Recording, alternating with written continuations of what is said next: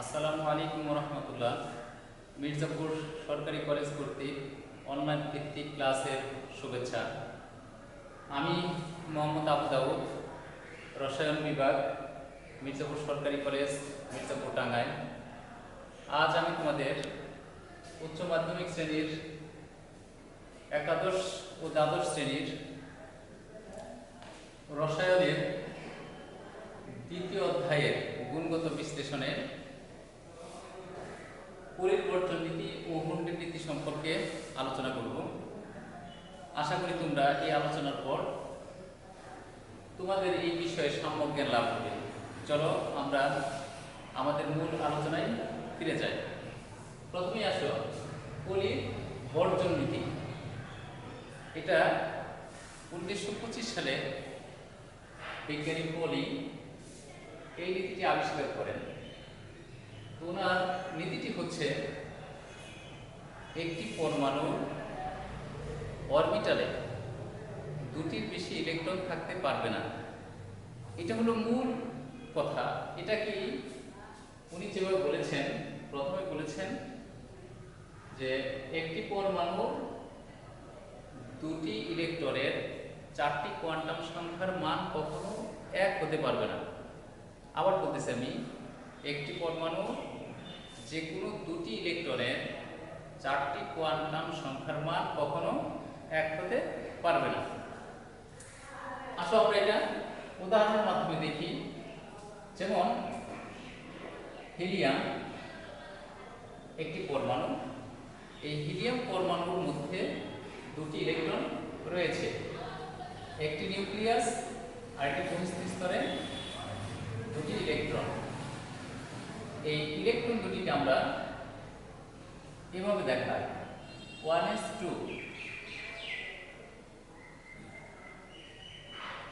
তো এখানে এই ইলেকট্রনটাকে যদি আমরা পৃথকভাবে উপস্থাপন করি, এখানে একটি ইলেকট্রন,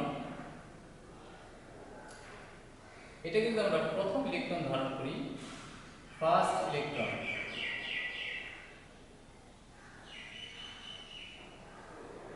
আর এটা কিন্তু আমরা সেকেন্ড ইলেকট্রন ধরি। তাহলে উনি যেটা বোঝাতে চেষ্টা করেছেন যে এই দুটি ইলেকট্রনের, এই হিলিয়াম পরমাণু একটি অরবিটাল 1s, দুটি ইলেকট্রন আছে, এই দুটি ইলেকট্রনের চারটা কোয়ান্টাম সংখ্যার মান কখনো এক হতে পারবে না। অর্থাৎ প্রধান কোয়ান্টাম সংখ্যা, সহকারী কোয়ান্টাম সংখ্যা, ম্যাগনেটিক কোয়ান্টাম সংখ্যা ও স্পিন কোয়ান্টাম সংখ্যা, এই চারটি কোয়ান্টাম সংখ্যার মান এই দুটি ইলেকট্রনের এক পাওয়া যাবে না। সর্বোচ্চ প্রথম তিনটি, অর্থাৎ প্রধান কোয়ান্টাম সংখ্যা, সহকারী কোয়ান্টাম সংখ্যা ও ম্যাগনেটিক কোয়ান্টাম সংখ্যার মান যদি এক হয়, কিন্তু স্পিন কোয়ান্টাম সংখ্যার মান অবশ্যই ভিন্ন হবে। তো আসো আমরা এটা দেখি। এই ফার্স্ট ইলেকট্রনের ক্ষেত্রে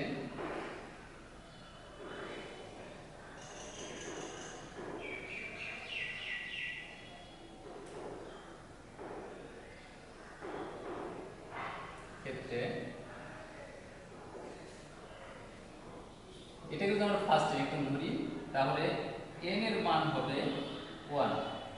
কারণ আমরা আগের আলোচনাতে দেখেছি যে এই যে 1s, এই 1টা হচ্ছে প্রধান কোয়ান্টাম সংখ্যার মান, আর এখানে s থাকার কারণে l এর মান হবে 0। কারণ l এর মান 0 হলে s উপস্তর সংঘটিত হয়, আর যখন l এর মান 0 তখন m এর মান হবে 0।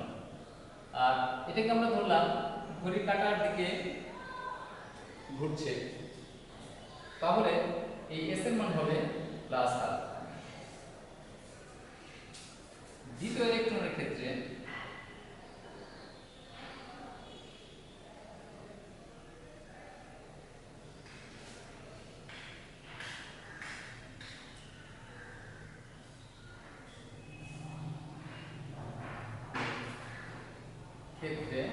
n এর মান হবে 1, কারণ এই উপস্তরেই ইলেকট্রনটি বিদ্যমান।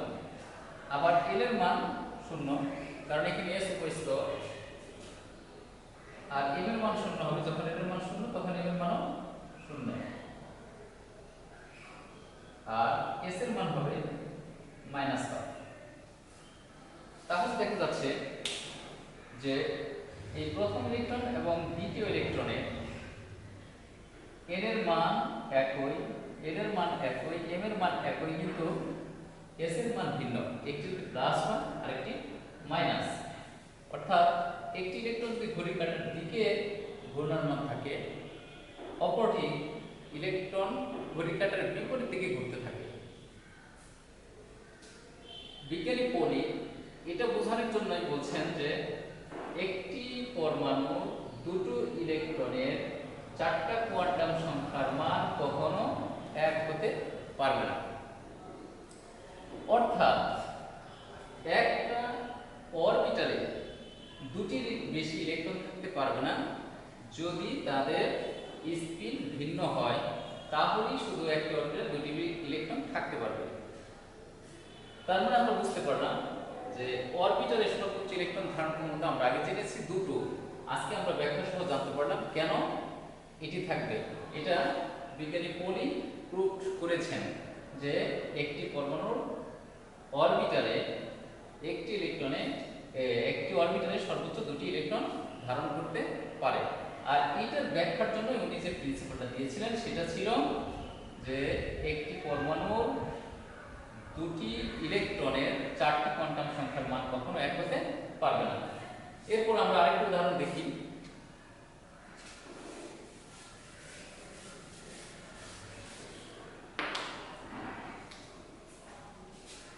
যেমন নাইট্রোজেন, এর পারমাণবিক সংখ্যা 7, এর ইলেকট্রন বিন্যাস 1s2 2s2 2p3। তো আমরা যদি এটাকে একটু পৃথকভাবে ইলেকট্রনগুলি দেখাই, px1 2py1 2pz1। এখন আমরা এখানে যেমন এর ক্ষেত্রে দেখছিলাম একটি অরবিটালে দুটি ইলেকট্রন। এখন আমরা এখান থেকে দুটো অরবিটালের ভিতরে দুটো ইলেকট্রন নিব, পৃথক ইলেকট্রন। এখন এটা কিন্তু আমরা ফার্স্ট ইলেকট্রন ধরি, ফার্স্ট ইলেকট্রন।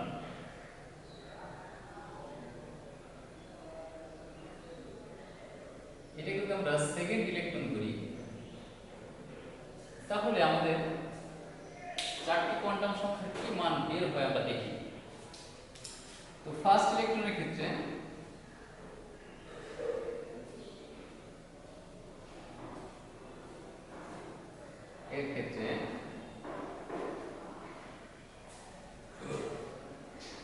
n এর মান 2। এখানে এই 2 হচ্ছে প্রধান কোয়ান্টাম সংখ্যা, অর্থাৎ n এর মান। আর যখন s উপস্তর তখন এই l এর মান হবে 0।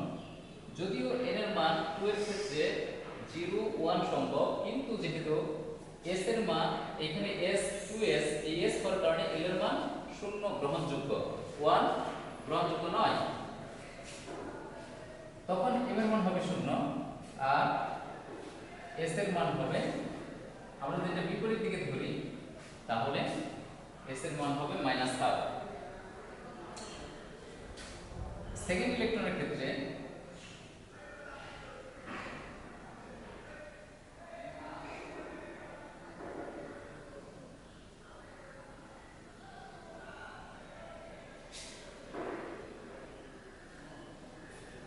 n এর মান এখানে 2,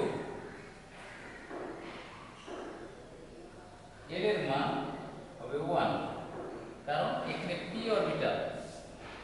কারণ আমরা আগের ক্লাসগুলিতে দেখেছি l এর মান যদি 0 হয় তাহলে ছিল s উপস্তর, l এর মান যখন 1 তখন ছিল p উপস্তর, l এর মান যখন 2 ছিল তখন d উপস্তর, l এর মান যখন 3 ছিল তখন f উপস্তর। তো যেহেতু এখানে p উপস্তর এর জন্য l এর মান 1 অ্যাকসেপ্টেড, গ্রহণযোগ্য। m এর মান হবে প্লাস মাইনাস 1 আর s এর মান হবে মাইনাস হাফ। তাহলে আমরা এখানে দেখতে পাচ্ছি যে দুটি ইলেকট্রনের স্পিন যদি একই দিকে থাকে তাতেও এই চারটি কোয়ান্টাম সংখ্যার মান দুটি ইলেকট্রনের ক্ষেত্রে সমান হয় না। যেমন এখানে l এর মান একই থাকলেও l এর মান ভিন্ন এসেছে, m এর মানও ভিন্ন হয়েছে, s এর মান একই হয়েছে। এখান থেকে বোঝা যাচ্ছে যে একটি পরমাণুর যে কোনো দুটি ইলেকট্রনের চারটি কোয়ান্টাম সংখ্যার মান কখনো এক হতে পারে না। অর্থাৎ একটি অরবিটালে সর্বোচ্চ দুটি ইলেকট্রন ধারণ করতে পারে যদি তাদের স্পিন ভিন্ন দিকে হয়। এরপর আসুন আমরা দেখব কুন্ডের নীতি।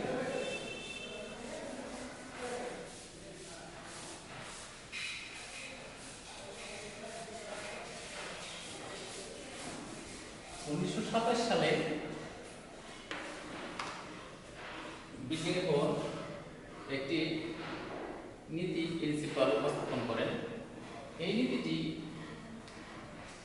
সমশক্তি সম্পন্ন অরবিটালের ক্ষেত্রে প্রযোজ্য। সমশক্তি সম্পন্ন অরবিটাল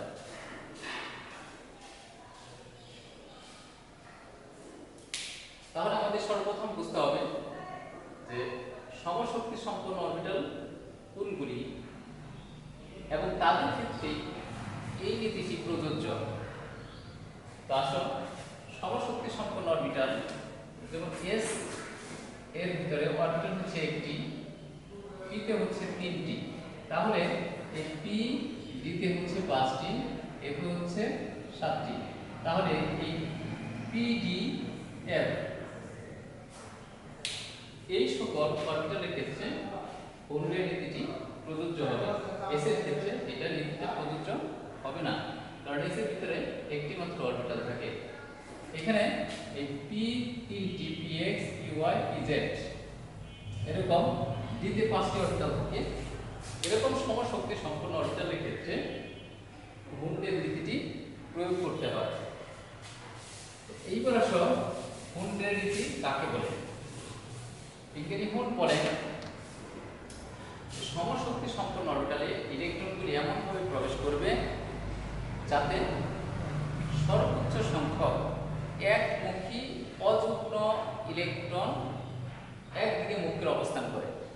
সমশক্তি সম্পন্ন অরবিটালে ইলেকট্রনগুলি সর্বোচ্চ সংখ্যক বিজোড় অবস্থায় একমুখী স্পিনে অবস্থান করবে। তারপর যখন সবগুলি অরবিটাল পূর্ণ হয়ে যাবে তারপর অতিরিক্ত ইলেকট্রনগুলি বিপরীত স্পিনে প্রবেশ করতে থাকবে। তো আসলে আমরা দেখি যেমন p এখানে 3টি অরবিটাল আছে, px py pz। এটাকে আমরা এইভাবে দেখাতে পারি, px py pz। তাহলে এই p অরবিটালে আমরা জানি সর্বোচ্চ ইলেকট্রন ধারণ করতে পারে 6টি। এখানে যদি আমরা দেখতে পাই দুটি ইলেকট্রন কিভাবে যাবে, এই p তে দুটো ইলেকট্রন কিভাবে প্রবেশ করবে। দুটি ইলেকট্রন থাকলে এভাবে যাবে, যদি 3টি ইলেকট্রন থাকে তাহলে এভাবে যাবে, যদি 4টি ইলেকট্রন থাকে তাহলে এইভাবে একটি স্পিনে সর্বোচ্চ সংখ্যক ইলেকট্রন যাওয়ার পর একটি ইলেকট্রন অতিরিক্ত সেই ইলেকট্রনটা বিপরীত স্পিনে যে কোনো অরবিটালে অবস্থান করতে পারে, শর্ত হলো বিপরীত স্পিনে প্রবেশ করতে হবে। তাহলে দুটি ইলেকট্রন থাকলে এই অবস্থা, 3টি থাকলে 4টি, যদি 5টি ইলেকট্রন থাকে তাহলে এরকম একমুখী স্পিনে প্রবেশ করবে, তারপর বিপরীত স্পিনে প্রবেশ করবে। যদি 6টি ইলেকট্রন থাকে তাহলে এইভাবে তারা অবস্থান করবে। এবার আমরা একটা উদাহরণের মাধ্যমে বিষয়টা আলোকপাত করব।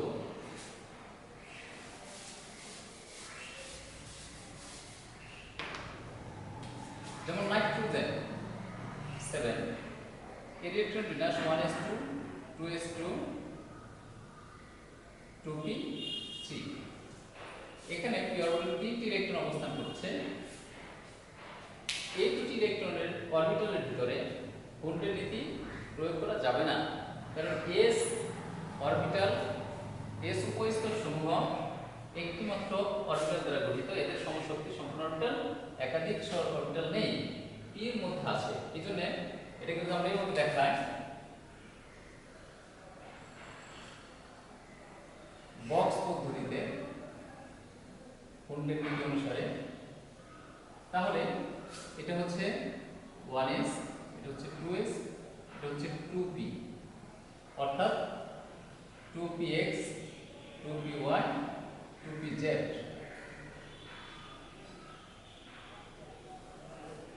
তাহলে এখানে দুটো ইলেকট্রন যাবে, এখানে দুটি ইলেকট্রন বিপরীত স্পিনে, এখানে একটি দুটি তিনটি।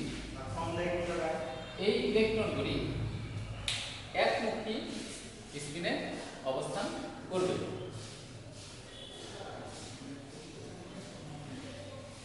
এরপর যদি অতিরিক্ত ইলেকট্রনগুলি অবস্থান করে, যেমন অক্সিজেন, সেই ক্ষেত্রে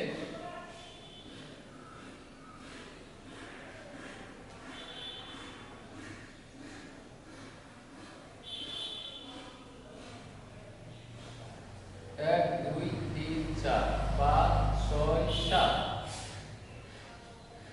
এভাবে যতক্ষণ পর্যন্ত সমশক্তি সম্পন্ন অরবিটালে একক ইলেকট্রন একই মুখে অবস্থান করবে, তারপর অতিরিক্ত ইলেকট্রনটা বিপরীত স্পিনে প্রবেশ করবে। এখানে 3টি ইলেকট্রন থাকার কারণে প্রত্যেকটা অরবিটালে একটি করে ইলেকট্রন অবস্থান করেছে এবং তাদের প্রত্যেকের স্পিন হচ্ছে একমুখী। এখানে একটি ইলেকট্রন অতিরিক্ত আছে, এক সিঙ্গেল ইলেকট্রন থাকার পরে, এই জন্য ওটি বিপরীত স্পিনে প্রবেশ করবে। অনুরূপভাবে যদি আমরা ফ্লোরিন 9টি ইলেকট্রন থাকে,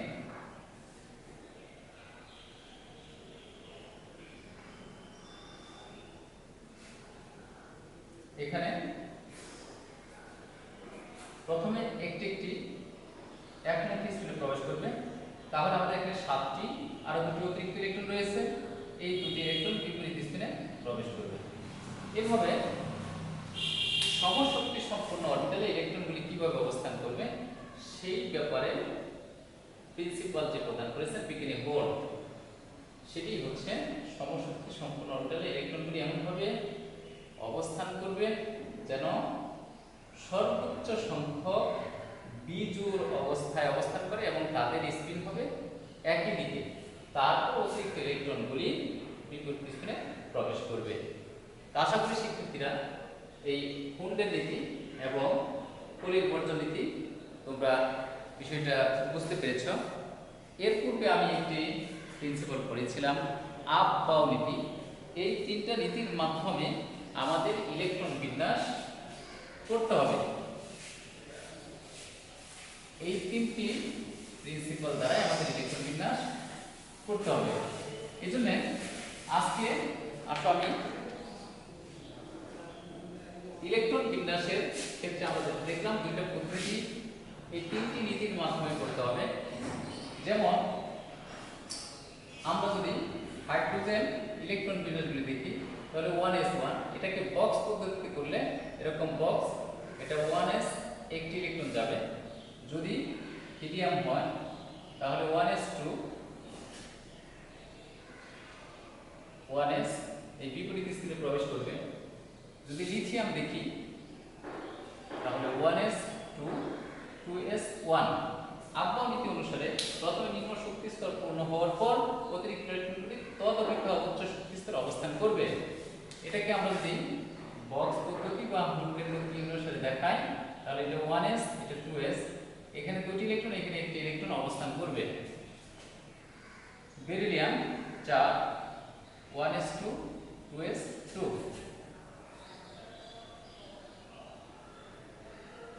এক দুই এক দুই, ঠিক এভাবে